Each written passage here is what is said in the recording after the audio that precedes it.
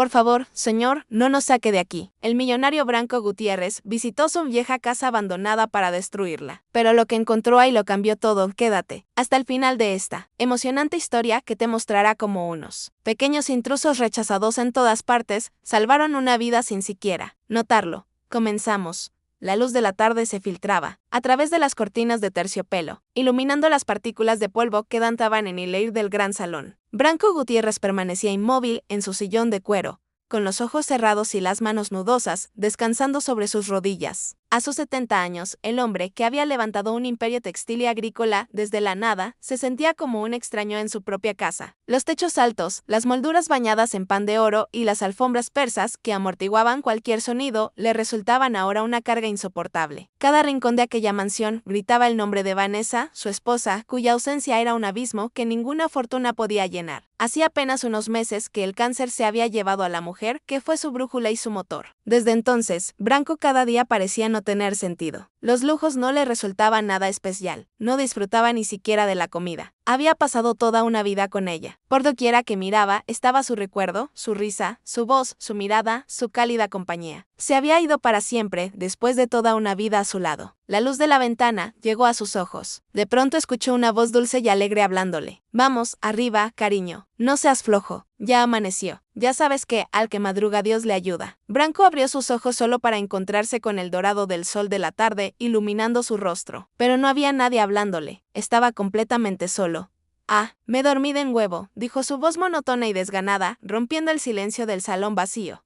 Branco ya no tenía horarios. Dormía en cualquier momento, a veces casi todo el día. ¿Qué sentido tiene despertar ahora si no disfruto nada de lo que hago? Pensaba para sí mismo. Se levantó con dificultad, sintiendo el crujido de sus huesos y el peso de una tristeza, que se le instalaba en el pecho como una piedra. Se acercó al gran ventanal que daba a los jardines perfectamente cuidados, donde 2 empleados trabajaban en silencio, podando los rosales que tanto amaba Vanessa. Él ya no encontraba belleza en las flores. Solo el recordatorio de que todo lo que crece termina por marchitarse. El sonido de varios vehículos, aproximándose por el camino de entrada, interrumpió su melancolía. Eran sus hijos. Esteban, el mayor, venía desde la capital, donde dirigía la rama financiera de la familia. Marcos llegaba de sus viajes de negocios en el extranjero, y Lucía la menor había dejado por un momento su vida en la ciudad costera para visitar al patriarca. Branco los recibió en el vestíbulo, forzando una sonrisa que no llegaba a sus ojos cansados. Los 3 lo rodearon con abrazos rápidos y miradas cargadas de una preocupación genuina, pero también de la impaciencia propia de quienes tienen agendas repletas. Papá, te ves muy pálido, dijo Lucía tomándole las manos con ternura. No puedes seguir encerrado aquí, deprimido. Esta casa es demasiado grande para ti solo y el aire parece estancado. Lucía, tiene razón,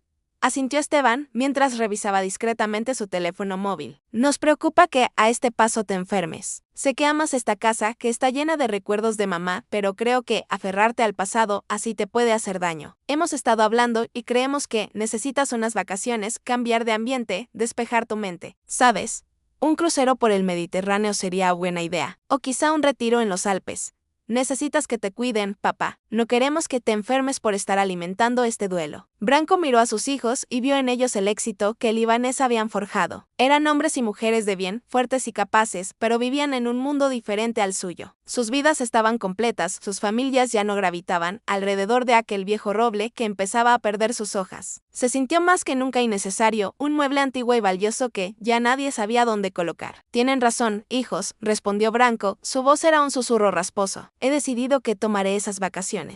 Necesito alejarme de todo esto, despejar mi mente y buscar un poco de paz.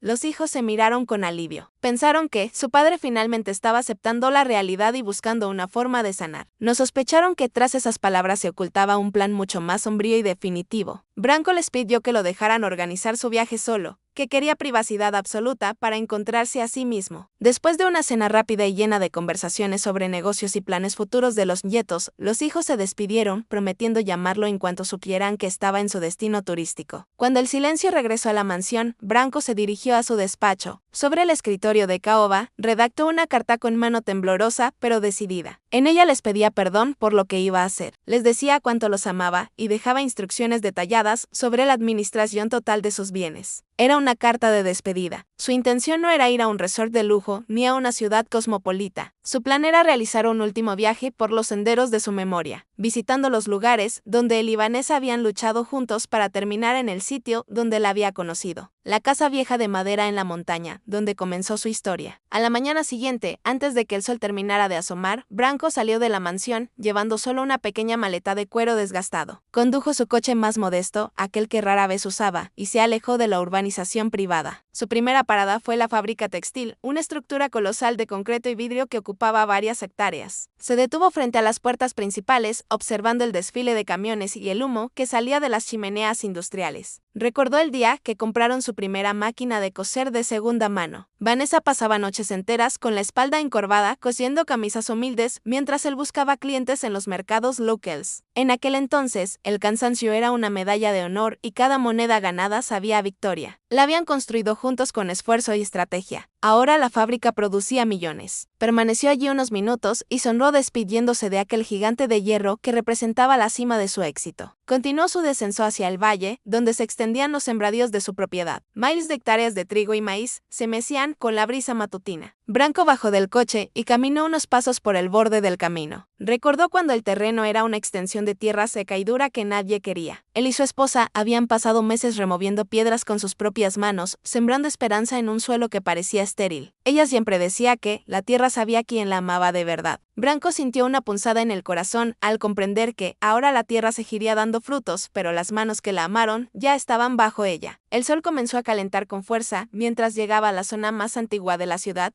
un barrio de calles estrechas y fachadas descascaradas. Allí se encontraban las viejas tiendas que alguna vez alquiló junto a Vanessa. Eran locales pequeños, de techos bajos y olor a humedad, donde vendían sus primeros productos caseros. Branco se detuvo frente a una de ellas. Ahora convertida en una ferretería, cerró los ojos y pudo oler de nuevo el aroma del pan recién horneado y las mermeladas que su esposa preparaba para atraer a los clientes. Recordó sus risas cuando la lluvia se filtraba por el techo y tenían que usar cubetas para no mojarse. Eran pobres, terriblemente pobres, pero eran inmensamente felices porque se tenían el uno al otro. ¿Se siente bien, caballero?, preguntó un joven que pasaba por la acera, al verlo tan pálido y absorto. Sí, hijo, solo estoy recordando un tiempo mejor, respondió Branco con una sonrisa triste. Subió de nuevo a su vehículo. El viaje de nostalgia lo estaba agotando físicamente, pero su determinación no flaqueaba. Dejó atrás la ciudad y comenzó a subir por un camino de tierra que serpenteaba hacia la parte más alta y olvidada de la montaña. A medida que ascendía, el paisaje se volvía más agreste y el aire más puro. Los árboles frutales dieron paso a pinos y matorrales. El asfalto desapareció por completo, dejando paso a una senda polvorienta que solo los conocedores transitaban. El sol de la tarde aún estaba fuerte, porque había empezado su recorrido desde muy temprano. Finalmente, tras horas de viaje, llegó al lugar donde todo había empezado. Era una pequeña meseta rodeada de vegetación salvaje. Allí, casi oculta por la maleza y los años de abandono, se encontraba la vieja casa. Era una construcción humilde, de madera grisácea y con humedad. Aquel era el refugio donde Branco nació y creció en la pobreza más extrema junto con sus padres. El lugar donde conoció a Vanessa, siendo apenas una adolescente que vivía en una casa cercana. Una chica llena de sueños y ilusiones por el futuro. Al crecer se enamoraron y ella aceptó compartir su vida con él. A pesar de que no tenía nada que hacerle más que su trabajo duro, Branco detuvo el coche a unos metros de la entrada. El silencio allí arriba era distinto al de la mansión.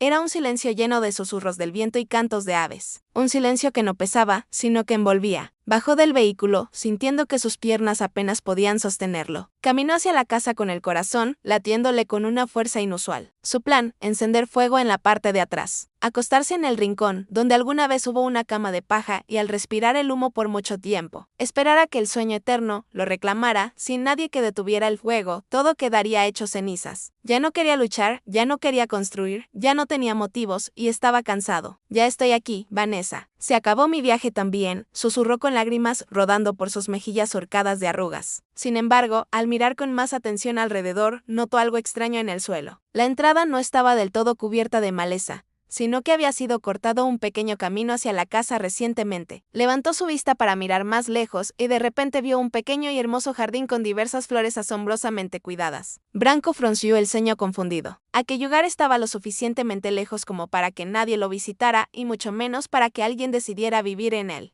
De repente, 3 niños salieron de la casa, conversando entre sí como si fuera rutina diaria. Tenían cestas sus manos y se dirigieron al jardín de flores. Eran dos varones de aproximadamente 10 a 12 años, uno un poco más alto que el otro, con cuerpos delgados y sucios, como si pasaran el día trabajando. Cuidaban a una niña más pequeña. A simple vista parecía de unos 6 años. Ella sonreía feliz ante las bromas de los dos niños. Los tres pequeños comenzaron a cortar las flores con delicadeza. Estaban completamente concentrados en su tarea, colocándolas en las cestas. Branco, olvidando por completo el objetivo por el cual había ido a la casa, decidió acercarse lentamente. Sus pasos sonaron con la maleza y el pasto seco del suelo, alertando a los niños de su presencia, los cuales al levantar la vista, se paralizaron como quien ha sido encontrado cometiendo un crimen. Oh, no se escuchó la voz del más grande. Se miraron entre sí con expresiones de pánico. Debe ser el dueño. ¿Y ahora qué haremos, Branco? En la corta distancia pudo escuchar los susurros preocupados de los niños. ¿Quiénes son ustedes?, logró preguntar Branco, suavizando su tono de voz mientras se acercaba más lenta y serenamente, mostrándose inofensivo para no asustar a los niños. ¿Por qué están en este lugar tan alejado de todo? Nosotros no tenemos otro lugar a donde ir, dijo el más grande como si estuviera representando a los otros niños. Dio un paso al frente como protegiéndolos. Soy Fabián, y él es mi hermano, José, dijo el primero, tratando de mantener la compostura. Ella es nuestra hermana menor, Nati.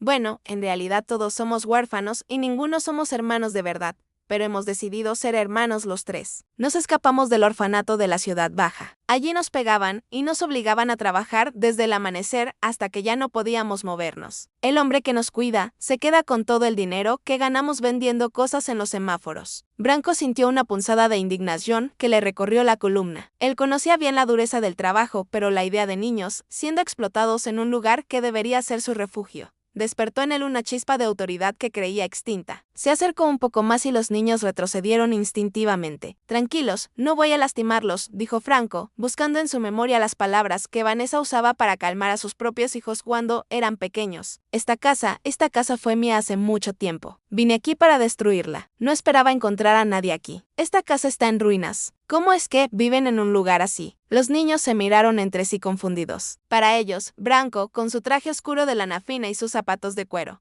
parecía un habitante de otro planeta. José, el niño más pequeño de cabello oscuro, señaló las flores del jardín. Nosotros hicimos eso. Cuando llegamos aquí no había más que maleza. Un anciano nos indicó cómo sembrarlas y cuidarlas. Vimos que la casa estaba sola y muy fea, explicó José con timidez. Fabián volvió a tomar la iniciativa de explicar. José y yo arreglamos el techo con algunas ramas y barro para que Nati no se mojara con la lluvia. Hemos estado cultivando flores para venderlas en el pueblo de abajo. Así compramos un poco de pan y leche. No queremos molestar a nadie, solo queremos estar juntos. Está bien, pero no pueden vivir aquí, dijo finalmente. Tu tono era serio y un poco molesto. Estaba preocupado por los niños apenas sobreviviendo solos en una casa en ruinas, pensando que ellos merecían un mejor lugar. Pero los niños se asustaron porque para ellos sonó como un dueño de casa anunciando un cruel desalojo. Por favor, señor, no nos saque de aquí. De verdad, si nos encuentran nos agarrarán de nuevo. No tenemos a dónde ir. Este lugar es mejor que la calle, suplicó Fabián. Branco se dio cuenta que lo habían malinterpretado. No, yo no los estoy expulsando. Solo pienso que deberían vivir en un mejor lugar. Iré al orfanato en este mismo instante. No, por favor, déjenos quedarnos en nuestra casita. No queremos volver ahí, gritó la niña al borde del llanto. José la rodeó con sus brazos como consolándola por no poder evitar que los devuelvan. Branco los miró por un momento y comprendió que, si iba en ese momento, los niños lo verían como quien los delató y arruinó sus vidas tranquilas. Iba a solucionar el problema del orfanato, pero aún no era el momento. Bien, pueden quedarse aquí si eso es lo que quieren, pero no pueden estar aquí solos. Es peligroso sin ningún adulto para cuidarlos. Yo me quedaré con ustedes, dijo Branco. Su plan había cambiado. Iba a mostrarles a los niños que era alguien en quien podían confiar y resolver todo en el orfanato. ¿De verdad, señor?, preguntó Fabián sorprendido, aún desconfianza. Así es, voy a cuidarlos de ahora en adelante, así que no se preocupen por nada, dijo Branco con voz firme. Esas palabras fueron simplemente para confortar a los niños, pero para ellos fue como si aquel abuelo estuviera prometiendo ser su familia. Mientras los dos niños aún estaban sorprendidos y un poco incrédulos por la amabilidad del anciano, el rostro de Nati se iluminó de ilusión. «¿Entonces, serás nuestro abuelo ahora?», preguntó con una sonrisa. Branco se dio cuenta de la promesa que acababa de hacer inconscientemente. Observó a la niña buscando las palabras para explicarle que solo los cuidaría hasta que volvieran a vivir felices en el orfanato. No quería herir sus sentimientos. La luz de la tarde parecía hacer su rostro brillar, iluminando sus ojos grandes y profundos. En esa mirada pura, en la forma en que sus labios se curvaron en una sonrisa tímida y esperanzada,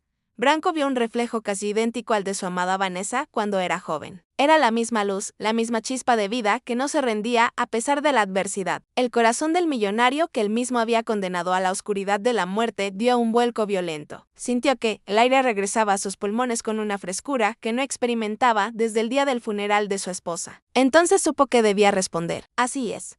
Voy a ser el abuelo de los tres. Sí, celebró Nati dando saltitos y aplaudiendo, celebrando que, en lugar de haber enfrentado a un dueño de casa malvado, había conseguido un integrante más para su pequeña familia. José, ya tenemos abuelo, le decía feliz a su hermano que estaba más cerca. Jeje. Sí, es verdad, respondió José, un poco nervioso por la repentina noticia. Fabián solo sonreía viéndolo celebrar, pero su corazón seguía ansioso. Era un extraño. Después de todo, Nati corrió a buscar su canasta, que había caído al suelo antes por el shock. Rápidamente escogió flores en un pequeño ramo y se lo ofreció a Branco. Son para usted, indicó Nati con una voz dulce. La pequeña estaba dando lo más valioso que ellos poseían. Gracias por no echarnos de nuestra casita. Branco aceptó las flores con manos temblorosas. El aroma de las flores, una mezcla de polen y libertad, inundó sus sentidos. Se dio cuenta de que aquellas flores no provenían de un invernadero controlado, ni habían costado una fortuna en una floristería de lujo. Eran el resultado del esfuerzo de 3 niños que luchaban por sobrevivir en la precariedad más absoluta. Son hermosas, pequeña,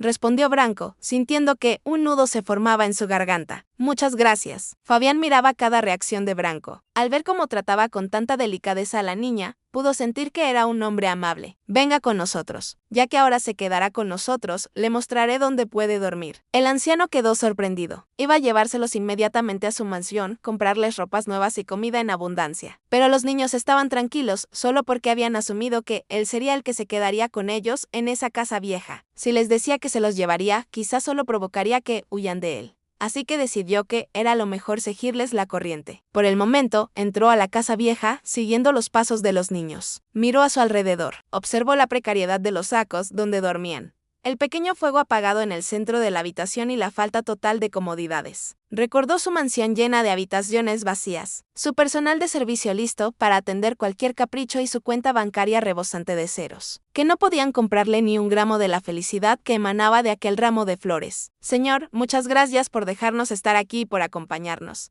dijo Fabián volteándose y ve a Branco como un pequeño líder de hogar. Nos esforzaremos mucho. Algún día le pagaré este favor. Se lo devolveré por 1000, dijo con una determinación que Branco reconoció de inmediato. Era la misma valentía que él mismo tuvo cuando de joven decidió que no dejaría que su familia pasara hambre sin importar lo duro que tuviera que trabajar. Fabián continuó hablando. José y yo vamos a ganar mucho dinero vendiendo todas las flores. Ahorraremos para comprar materiales para vender más cosas a los turistas. Cuando seamos grandes, vamos a arreglar esta casa por completo. Le pondremos luces, vidrios en las ventanas y la convertiremos en una mansión de lujo para que usted viva cómodo. No tendrá que volver a estar triste. Branco soltó una carcajada corta, una risa que nació desde lo más profundo de su pecho y que le dolió físicamente de lo poco que la usaba. ¿Cómo había notado que estaba triste? Era una ironía maravillosa y cruel. 2 niños que no tenían nada le prometían riquezas a uno de los hombres más influyentes del país, pero en sus palabras no había hipocresía ni interés. Había un amor puro y un sentido de la gratitud que Branco no había visto en años, ni siquiera en los círculos sociales más distinguidos. ¿Se está riendo de nosotros?, preguntó José, un tanto ofendido. No, no me río de ustedes, aclaró Branco, secándose una lágrima traicionera que se escapó de su ojo derecho. Me río de lo ciego que he estado. Me río porque tienen un corazón más grande que cualquier palacio que yo haya conocido. El millonario guardó silencio por un momento, mirando hacia la ventana, donde el sol comenzaba a teñir el cielo de naranja y violeta. El plan de cerrar los ojos para siempre en aquel lugar se había disuelto, reemplazado por una curiosidad y una necesidad que no comprendía del todo. Esos niños lo necesitaban, pero él se dio cuenta de que él los necesitaba mucho más a ellos. La soledad de su mansión era un desierto, pero esta casa en ruinas con estos ángeles de rostros sucios era un oasis. Hemos vendido flores durante la mañana. Como ya va a anochecer, debemos quedarnos aquí. Volver por la montaña con la linterna no es muy buena idea por hoy. En esta casa no hay luz, así que dormimos temprano y despertamos con el sol. Mañana iremos juntos a vender esas flores. Verá qué tal nos da el negocio, dijo Fabián con una sonrisa. Branco sonrió de vuelta, recordó los sueños en los que su esposa parecía despertarlo temprano,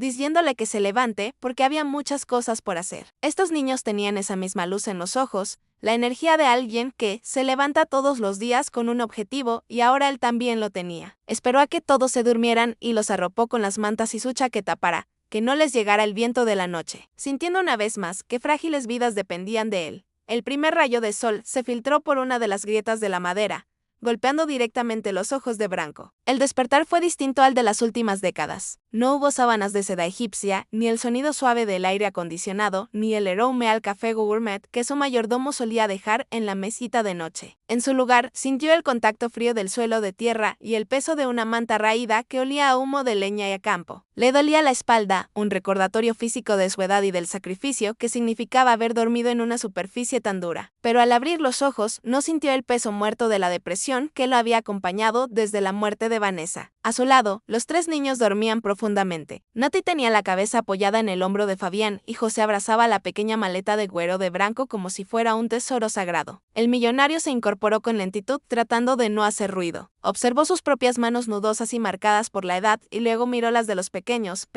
pero ya con callos prematuros por el trabajo en el monte. Una extraña calidez le inundó el pecho. «Abuelito, ya te vas», susurró Nati, frotándose los ojos con sus puñitos cerrados. Branco le sonrió, y por primera vez en mucho tiempo, la sonrisa no se detuvo en sus labios, sino que llegó hasta su mirada. «No, pequeña, te prometí que iríamos a vender flores hoy y un Gutiérrez nunca rompe su palabra», respondió él, ayudándola a levantarse. El desayuno consistió en un trozo de pan duro que los niños habían guardado con cuidado, y un poco de agua clara hervida de un arroyo cercano a Branco, el hombre que solía cenar en los restaurantes más caros de Europa. Saboreó aquel bocado, sintiendo lo valiosa que era la comida. Había algo en la generosidad de los niños, en la forma en que se aseguraban de darle él el trozo más grande. Antes de salir, Branco se miró en el reflejo de un cubo de agua. Su traje de diseñador estaba arrugado y manchado de polvo. Se quitó la chaqueta fina y la dobló con cuidado, escondiéndola debajo de unos sacos para no llamar la atención. Se desabrochó los puños de la camisa blanca, se arremangó y despeinó su cabello cano. Ante los ojos de cualquier desconocido, ahora no era más que un anciano humilde acompañando a sus nietos. Caminaron monte arriba para recolectar las flores más frescas. Nati lo guiaba de la mano, mostrándole cuáles eran las más resistentes y cuáles tenían el perfume más dulce. Branco la observaba con el corazón en un hilo. La niña se movía con una gracia que le recordaba constantemente a Vanessa. Cada vez que Nati encontraba un lirio silvestre y lanzaba un grito de alegría, Branco sentía que Vanessa estaba allí enviándole un mensaje codificado en la risa de esa criatura. El vacío que sentía en su mansión comenzaba a llenarse con la sencillez de aquel campo. Una vez recolectados varios ramos, emprendieron el descenso hacia el pueblo más cercano. Fabián y José caminaban con paso firme, cargando las canastas con una dignidad que conmovía a Branco. Pasaron al lado del auto de lujo de Branco,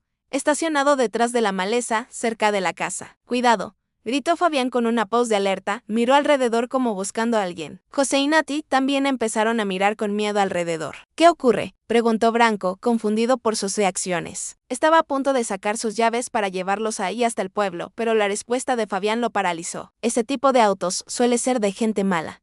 Si ven a alguien cerca, no confíen en él. Debe ser el dueño de ese auto». Branco se quedó sorprendido. No sabía qué había hecho a los niños pensar eso a su corta edad, pero debía haber una razón. No deberías juzgar a las personas por sus cosas. No todos los que conducen esos autos son malos. Pero tienes razón, no está de más ser precavido. De todas maneras, para eso estoy aquí, para cuidarlos. Los niños lo miraron con alivio, recibiendo con gusto su consejo y protección. Continuaron caminando con tranquilidad. Branco guardó sus llaves en su bolsillo. De ninguna manera iba a dejar que piensen que él era una mala persona cuando los niños ya habían empezado a confiar en él. Decidió olvidar el auto y experimentar la vida como los niños lo hacían. Caminando, esforzándose. Al llegar a la plaza principal, los niños se ubicaron en una esquina concurrida. Le pidieron a Branco que los esperara un par de metros. Él estaba observando en silencio. Vio cómo mucha gente pasaba de largo, ignorando las súplicas de los pequeños. Algunos incluso los miraban con desprecio, apartándose como si la pobreza fuera una enfermedad contagiosa. Branco sentía una rabia sorda bullir en su interior. Quería acercarse, comprar todas las flores del pueblo y llevarse a los niños a un lugar seguro en ese mismo instante, pero se contuvo. Sabía que si revelaba su poder ahora, rompería la magia de lo que estaba ocurriendo. Necesitaba entender la vida desde esta perspectiva. De nuevo, a mitad de la tarde, se sentaron a descansar en el bordillo de una acera. Habían vendido solo 3 ramos. Los pies de Branco estaban hinchados y el sol le había quemado un poco el cuello. pero no se quejó. No se preocupe, abuelo Branco, dijo Fabián secándose el sudor de la frente con la manga de su camisa. Hoy fue un día flojo, pero mañana será mejor. Sí, añadió José con un brillo de ambición pura en los ojos. Estamos ahorrando cada moneda. Cuando tengamos suficiente, ya no tendrá que dormir en el suelo. Vamos a contratar a los mejores constructores del mundo. Vamos a poner mármol en esa casa como el que tienen los palacios de las películas y le compraremos un traje en huevo, uno que brille. Branco soltó una carcajada genuina, una risa que resonó en toda la calle y que hizo que un par de transeúntes se detuvieran a mirarlo. Era la ironía más grande de su vida. Dos niños, que no tenían zapatos propios, le estaban prometiendo mármol y lujos al hombre que era dueño de la mitad de las canteras del país. ¿De qué se ríe, abuelo? ¿No nos cree?, preguntó José, un poco herido en su orgullo. Branco los abrazó a los dos, atrayéndolos hacia su pecho. El olor a sol y esfuerzo de los niños era mucho más real que el perfume de los salones de alta sociedad. Les creo, hijos. Les creo totalmente, dijo Branco cuando recuperó el aliento. Me río porque hacía años que no escuchaba algo tan valiente. Ustedes tienen un espíritu que vale mucho más que todo el oro que hay en los bancos de esta ciudad. En ese momento, Nati se acercó y le puso una pequeña flor en el ojal de su camisa, justo donde antes solía llevar pines oro o insignias de honor, para que siempre se vea guapo. Abuelito, susurró la niña. Branco cerró los ojos por un segundo. En el silencio de su mente, escuchó la voz de Vanessa. Era como si ella le dijera, ¿lo ves, Branco? El mundo no se terminó conmigo.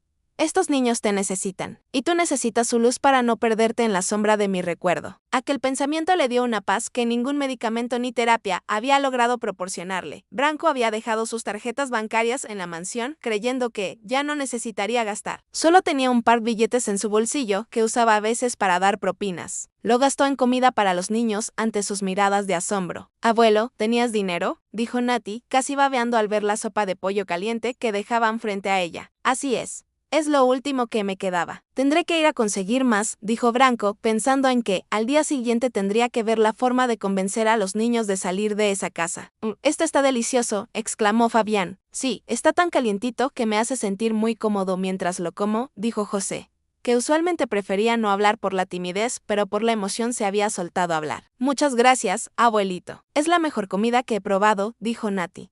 Mientras esté con ustedes, les prometo que no les faltará nada, dijo Branco con una sonrisa confiable. Branco se sentía muy feliz y al mismo tiempo triste de que estén tan emocionados por una simple sopa de pollo caliente. Decidió solo disfrutar el momento y reír junto con los niños, disfrutando una comida sencilla en familia. Esa noche, de regreso en la casa, la convivencia se volvió más íntima. Branco les contó historias de su infancia, omitiendo convenientemente su transformación en millonario. Les habló de cómo él también había pasado hambre y de cómo había conocido a una mujer maravillosa que le enseñó que el amor era la única riqueza que no se devalúa con el tiempo. Los niños lo escuchaban con los ojos muy abiertos, encontrando en aquel anciano no solo a un protector, sino a un espejo de sus propios sueños. ¿Y ella era bonita?, preguntó Nati refiriéndose a Vanessa. Era la mujer más hermosa que ha pisado esta tierra, respondió Branco, mirando las estrellas a través de un hueco en el techo. Tenía tus mismos ojos, Nati.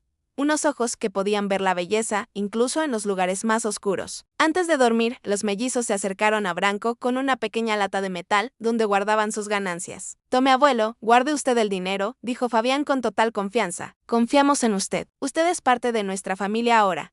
Branco tomó la lata, sintiendo el peso de las monedas de poco valor, como si pesaran toneladas de responsabilidad. Aquellos niños le estaban entregando todo lo que tenían, su sustento y su futuro, sin dudarlo ni un segundo. El millonario, que siempre había vivido rodeado de contratos, abogados y garantías, se sintió abrumado por esa muestra de fe desinteresada. Mientras los niños se acomodaban para dormir, Branco se quedó despierto un rato más. Observó la casa, ese lugar que él había querido convertir en su tumba, y se dio cuenta de que se había transformado en un templo de vida.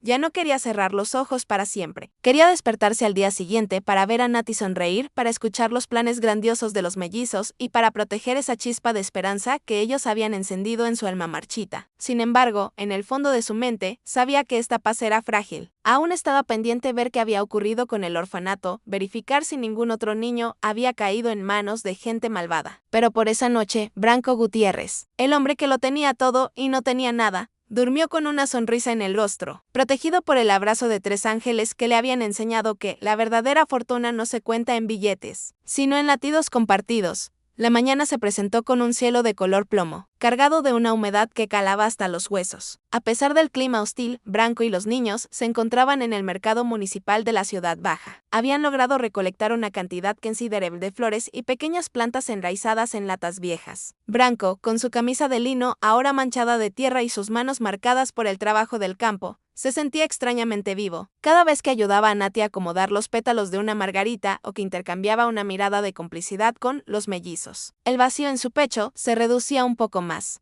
Sin embargo, la paz del mediodía se quebró con el sonido chirriante de unos neumáticos sobre el pavimento mojado. Una camioneta gris, de aspecto descuidado pero imponente, se detuvo bruscamente frente al puesto improvisado de los niños. Del vehículo descendió un hombre corpulento de facciones toscas y una mirada que destilaba una crueldad alimentada por años de impunidad. Era el señor Valeriano, el administrador del orfanato del que los pequeños habían escapado. Al verlo, el color abandonó el rostro de Fabián y José. Los mellizos dieron un paso atrás, interponiéndose instintivamente entre el hombre y su hermana pequeña. Nati soltó el ramo que sostenía y se escondió detrás de las piernas de Branco, temblando con tal violencia que el anciano pudo sentir el miedo vibrando a través de su propia piel. «Con que aquí están pequeñas ratas desagradecidas», rugió Valeriano. Su voz era un latigazo que llamó la atención de todos los presentes en la plaza. Pensaron que podrían esconderse para siempre en el monte. «Me han hecho perder mucho tiempo y dinero». El hombre avanzó con pasos pesados, ignorando las miradas de los transeúntes, que, intimidados por su presencia, comenzaban a alejarse. Valeriano extendió su mano grande y callosa, atrapando a Fabián por el cuello de su camisa raída. El niño intentó zafarse, pero el administrador lo sacudió con una fuerza bruta que le arrancó un gemido de dolor. «Suéltalo», gritó José, lanzándose contra la pierna del hombre, solo para ser apartado de un manotazo que lo hizo caer sobre el asfalto. Branco sintió algo que no había experimentado en décadas, una furia fría y calculadora. Se enderezó, y en ese movimiento, su columna pareció recuperar la firmeza de su juventud. Sus ojos, antes nublados por la melancolía, se afilaron como hojas de acero recién forjadas. «Suelta al muchacho ahora mismo», dijo Branco. Su voz no fue un grito, sino un mandato cargado de una autoridad tan absoluta que Valeriano se detuvo sorprendido por el tono de aquel anciano que parecía un mendigo. «¿Y tú quién eres, viejo estúpido?», escupió el administrador soltando a Fabián para encarar a Branco con una sonrisa burlona. «Otro indigente que se cree el abuelo de estos delincuentes. Muévete si no quieres que te rompa los pocos huesos que te quedan». Valeriano levantó la mano para golpear a Branco, pero él millonario no retrocedió ni un milímetro. En lugar de eso, Branco metió la mano en su bolsillo y extrajo un pequeño dispositivo metálico, un teléfono satelital que guardaba para emergencias. Con una calma que lava la sangre, marcó un número de marcación rápida mientras mantenía la mirada fija en los ojos del agresor. «Habla, Branco Gutiérrez», dijo al teléfono, y el nombre resonó en la plaza con el peso de una sentencia judicial. «Necesito a mi equipo legal, a la policía estatal y a la prensa en la plaza principal de la ciudad baja ahora. Y llamen al gobernador, díganle que su cargo depende de lo que ocurra en los próximos 10 minutos». Valeriano se quedó mudo. La sonrisa de superioridad se fue desvaneciendo mientras observaba el rostro de Branco. Empezó a notar detalles que antes había ignorado, la calidad del reloj que el anciano aún llevaba bajo la mengue de la camisa sucia, la forma en que su sola presencia parecía dominar el espacio circundante y ese nombre que era sinónimo de poder absoluto en toda la región. «Hugo Gutiérrez», tartamudeó el hombre retrocediendo un paso. «No, tú no puedes ser él. El gran Branco Gutiérrez está de vacaciones en el extranjero. Esto es una broma. La broma se terminó para ti, Valeriano», sentenció Branco, avanzando hacia él. El administrador, que antes parecía un gigante, ahora se veía pequeño y miserable frente a la dignidad del millonario. «He visto cómo tratas a estos niños. He escuchado sus historias sobre tu orfanato, que no es más que una fábrica de esclavos bajo tu mando. Vas a pagar por cada golpe, por cada lágrima y por cada moneda que les robaste». En menos de lo que Valeriano pudo reaccionar, el sonido de sirenas llenó el aire. Varios coches de policía y 2 sedanes negros de lujo rodearon la plaza. De los vehículos descendieron hombres de traje oscuro y oficiales de alto rango que se dirigieron directamente hacia Branco, haciendo caso omiso de la suciedad en su ropa. «Señor Gutiérrez, sus hijos nos avisaron que había desaparecido». «Estaban desesperados», dijo uno de los abogados, inclinando la cabeza con respeto. «¿Cuáles son sus instrucciones?». Branco señaló a Valeriano con un dedo que no temblaba. «Ese hombre ha cometido crímenes atroces contra la infancia. Quiero que sea arrestado de inmediato y quiero que inicien los trámites para la compra total del terreno y los derechos del orfanato local para el anochecer. Ese lugar ya no le pertenecerá a este monstruo, sino a la Fundación Gutiérrez». Los policías esposaron a Valeriano mientras este gritaba clemencia, pero Branco no lo miró ni una vez más. se arrodilló sobre el pavimento, olvidando su orgullo y su posición, para abrazar a los 3 niños que lo miraban con una mezcla de terror y adoración. ¿Abuelito?, preguntó Nati con los ojos llenos de lágrimas. ¿De verdad eres un señor importante? Branco le acarició el cabello, sintiendo que su corazón latía con una paz renovada. La revelación de su identidad no lo alejaba de ellos, al contrario, le daba las herramientas para ser el escudo que siempre habían necesitado. Soy Branco, tu abuelo, susurró él, y les prometo que nadie nunca más volverá a ponerles una mano encima. Nati lo abrazó de vuelta, pero los niños quedaron en silencio, con una mirada de profunda tristeza y preocupación. El sol comenzaba a descender tras las cumbres de la montaña, tiñendo el horizonte con pinceladas de fuego y púrpura.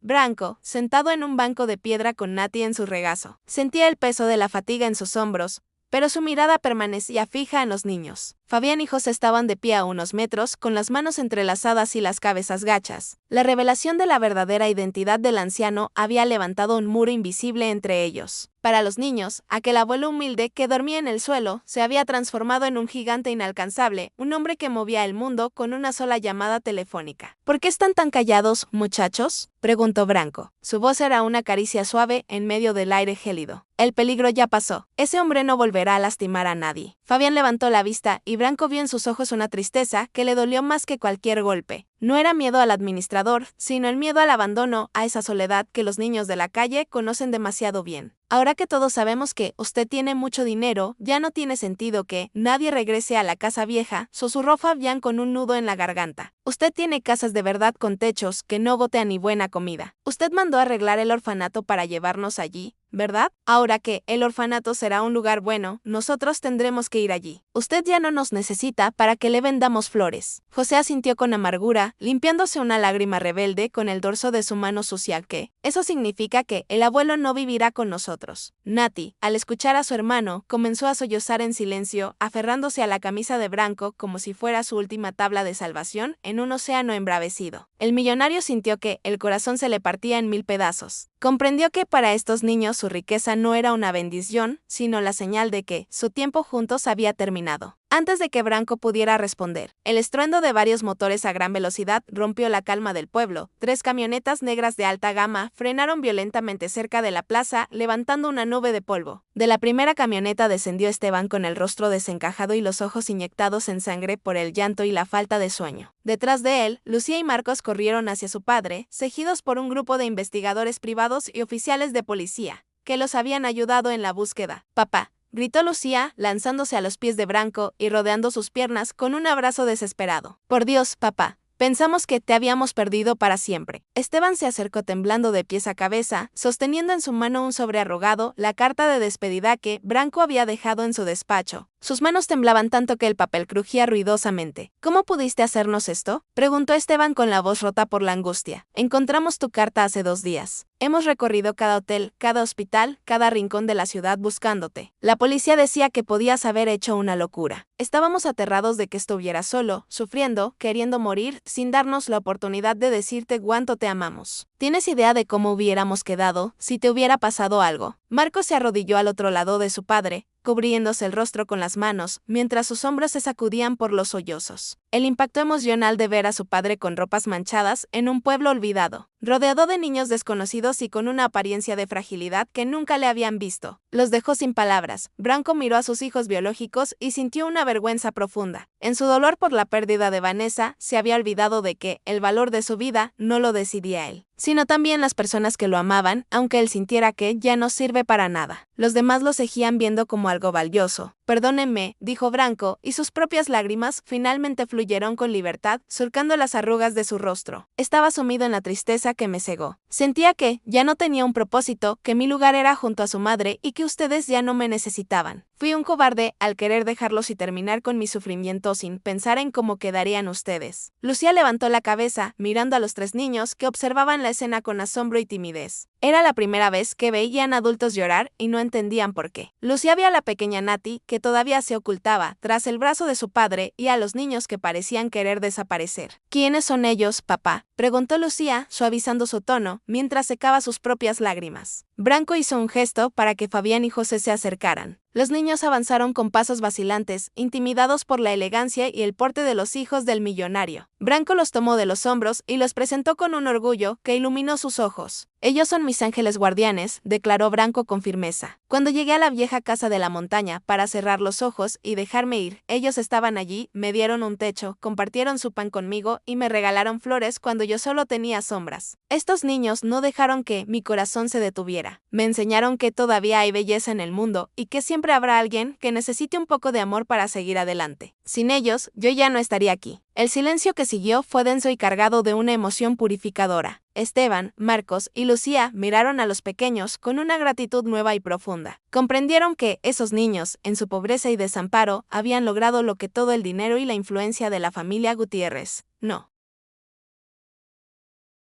pudo devolverle a su padre el deseo de vivir. Esteban se puso de pie y se acercó a Fabián y José.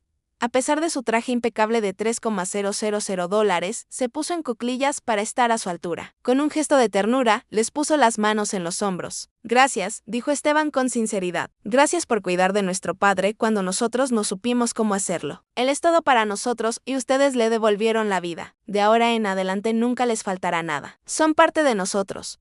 Branco se levantó, sosteniendo a Nati en sus brazos. Miró a sus 3 hijos mayores y luego a los 3 niños. El puente entre sus 2 mundos se había construido con las lágrimas de ese reencuentro. Hijos, tengo una petición que hacerles, dijo Branco, mirando a Esteban, Marcos y Lucía. He decidido que no volveré solo a la mansión. Voy a adoptar formalmente a Fabián, a José y a Nati. Ellos ya no tienen que preocuparse por orfanatos ni por vender flores para comer. Quiero que crezcan con nosotros, que reciban la educación que merecen y que llenen de risas los pasillos de esa casa que ha estado tan silenciosa. Los niños abrieron los ojos de par en par. Incapaces de creer lo que escuchaban, Nati rodeó el cuello de Branco con sus bracitos y escondió su rostro en el hombro del anciano, llorando de felicidad. Fabián y José se lanzaron a los brazos de Branco, sosando con una fuerza que desahogaba años de maltrato y abandono. ¿De verdad seremos una familia?, preguntó José con un hilo de voz. Para siempre, respondió Branco. La vieja casa no será demolida. La arreglaremos para que sea un lugar hermoso, un recordatorio de dónde venimos y de cómo el amor nos encontró en medio de la tormenta. Lucía se acercó y abrazó a los niños junto con su padre, y pronto Esteban y Marcos se unieron al abrazo grupal. En medio de aquella plaza humilde, rodeados de policías y curiosos, la familia Gutiérrez se reconstruyó desde las cenizas. Los hijos biológicos aceptaron a los pequeños con un cariño genuino, entendiendo que el amor no se divide, sino que se multiplica. Semanas después, la mansión Gutiérrez ya no era un mausoleo. El sonido de los pies de Nati corriendo por los jardines y las voces de los mellizos estudiando en la biblioteca habían devuelto el alma a la propiedad. Branco ya no pasaba los días sentado frente al retrato de Vanessa con tristeza. Ahora, cada vez que miraba la pintura, sentía que ella le sonreía complacida por el jardín de vidas que él estaba cultivando. El orfanato había sido transformado en un centro de excelencia, un refugio de paz para cientos de niños que ahora tenían un futuro brillante gracias a la visión de un hombre que volvió de la muerte para dar vida. Branco caminaba por el jardín de su mansión, llevando en el ojal de su saco una pequeña flor silvestre, la misma que Nati le había regalado en la calle. Sabía que sus días en la tierra tenían un nuevo y poderoso significado. Ya no era solo el dueño de un imperio textil, era el abuelo, el padre y el protector de un nuevo legado. La soledad se había marchado para siempre, derrotada por la sencillez de 3 ángeles que le enseñaron que, mientras haya alguien a quien amar, siempre habrá una razón para despertar al día siguiente. Si esta historia tocó tu corazón, apóyanos con un me gusta, déjanos en los comentarios qué es lo que te inspira a ti a despertar cada día. Nos encantaría leerte. Suscríbete para no perderte en nuevas historias emocionantes. Nos vemos en la siguiente historia.